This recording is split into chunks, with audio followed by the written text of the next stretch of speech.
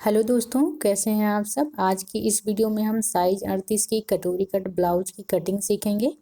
तो इसे हम सबसे पहले पेपर पे कट करेंगे, उसके बाद फैब्रिक पे कट करेंगे। तो चलिए शुरुआत करते हैं। इसके लिए हमने पहले मेन लेंथ ले ली है 13.5 इंच। 1.5 इंच की मार्जिन आपकी ऊपर वाले पार्ट में यूज हो जाएगी बेल्ट ज्वाइनिंग और शोल्डर ज्वाइनिंग में, और आधा इंच की जो मार्जिन है वो आपको बेल्ट में अस्तर और मेन फैब्रिक ज्वाइन करने में यूज हो जाएगा। इस तरीके से इसे निशान लगा देंगे। अब हम आर्म होल का निशान लगाते हैं 6 इंच, और इसके बाद हम चेस्ट साइज का निशान लगाएंगे 9.5 इंच। इसके बाद आधा इंच हम एक्स्ट्रा लगाएंगे क्योंकि वो कटोरी जोड़ने में आ जाती है। फिर 2 इंच की मार्जिन हम रख रहे हैं, और नीचे पे आप वेस्ट साइज की निशान लगा लेंगे। वहाँ भी आप 1 इंच एक्स्ट्रा लगाएंगे टक्स के लिए, और 2 इंच मार्जिन का। इस तरीके से आप निशान लगा लीजिए। फिर हम नेक का लगाते हैं। नेक विड्थ हम 2.25 इंच रख रहे हैं, और नेक डेप्थ जो है वो 6 इंच की रख रहे हैं। तो इस तरीके से आप राउंड नेक बना लीजिए। कटोरी कट ब्लाउज में आगे का नेक डेप्थ जो है वो 5 या 6 रखना पड़ता है, तभी कटोरी की साइज अच्छे से आती है। अब हम ब्लाउज के बेल्ट की निशान लगाएंगे 3.5 इंच, और बीच में जो है 4 इंच 4.5 इंच की दूरी पर इसको 2.5 इंच पे लगाएंगे, और यहाँ किनारे पे 3.25 इंच का लगाएंगे। फिर तीनों डॉट्स को मिलाते हुए बेल्ट की साइज जो है ड्रॉ कर लेंगे इस तरीके से। और इसके बाद हम चेस्ट की साइज का 1/3 निकालेंगे, 3.2 आएगा, इसका यहाँ पे मार्क कर लेंगे। और दूसरा मार्क भी 3.2 पे ही करेंगे। और इस तरीके से अब हम इस लाइन को ऊपर सीधा कर लेते हैं 3 इंच तक। ऊपर से हम टक्स की लंबाई 9.5 ले रहे हैं, और इस लाइन को हम यहाँ से मिला लेंगे। कटोरी कट ब्लाउज में सामने वाले आर्म होल की जो गहराई होती है वो हम 1 इंच पे रखेंगे। इस तरीके से इसको बना लेना है, और उसके बाद यहाँ से हम 2 इंच नाप लेंगे और निशान लगा लेंगे, और यहाँ नेक के ऊपर 1 इंच का निशान लगा लेंगे। और फिर से हम इन डॉट को मिला करके फिर नेक और आर्म होल की जो डॉट लगी है उसको और ये वाली डॉट को मिला करके प्रिंसेस कट का शेप बना लेंगे।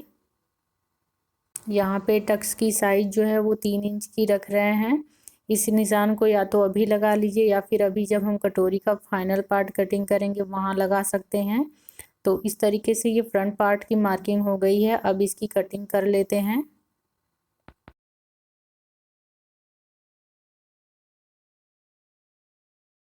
अब इस कटोरी को रख कर हम इसका जो है फाइनल पार्ट कटिंग करेंगे। इस कटोरी को रख कर आप स्टिच नहीं कर सकते, नहीं तो आपका कपड़ा कम पड़ जाएगा।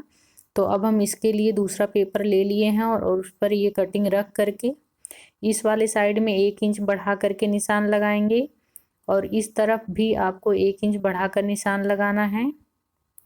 और ऊपर की साइड में यहाँ आप आधा इंच बढ़ा लीजिए क्योंकि यहाँ पे ज्वाइंट होता है, और नीचे आप 1.5 इंच का मार्किंग कर लीजिए इस तरीके से। और यहाँ इस साइड में भी आप आधा इंच का ही मार्किंग करेंगे क्योंकि ये ज्वाइन करने में आ जाता है। अब हम सारे डॉट्स को मिला करके एक लाइन ड्रॉ कर लेते हैं।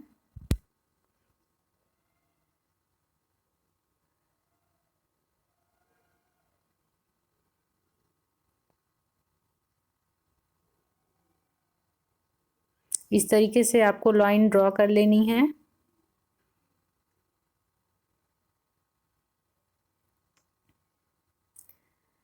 पेपर कटिंग करने से ये आसान हो जाता है कि आपका कपड़ा ज़्यादा बर्बाद नहीं होता है। आपके कम कपड़े हों उसमें भी कटिंग अच्छे से हो जाती है, और कपड़ा कम नहीं पड़ता है।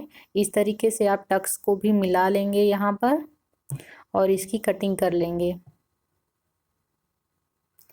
पहली कटोरी जो कट करी थी वो आपकी बेकार हो जाती है, उस पर आपको कोई काम नहीं करना है।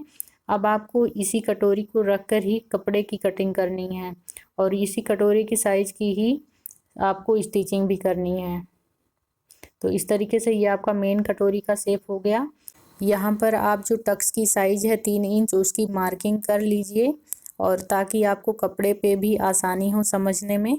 तो इस तरीके से आप 1.5 इंच का निशान लगा लीजिए और ऊपर इस तरीके से मिला लीजिए। तो इस तरीके से आपके टक्स की साइज जो है समझ में आ जाती है। इस तरीके से आप कट लगा लीजिए और ये आपका टक्स क्लियर हो गया। अब इसको आप मोड़ करके इस तरह चेक कर सकते हैं। ऐसे ही कटोरी की साइज बनती है फैब्रिक में भी। तो इस तरीके से आपने पेपर की सारी कटिंग कर ली। अब आपको एज इट इज़ यही कटिंग कपड़े पे रख कर कट कर लेना है और आपको कुछ भी नहीं करना है।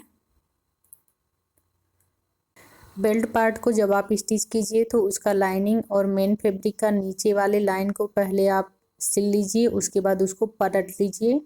पलटने के बाद आप उसको कटोरी में ज्वाइन करिए। इस तरह स्टिच करने से आपको अलग से फैब्रिक ज्वाइन नहीं करना पड़ेगा और ब्लाउज बनकर रेडी हो जाएगा। वीडियो आपको पसंद आया हो तो चैनल को सब्सक्राइब कर लीजिएगा। Thanks for watching.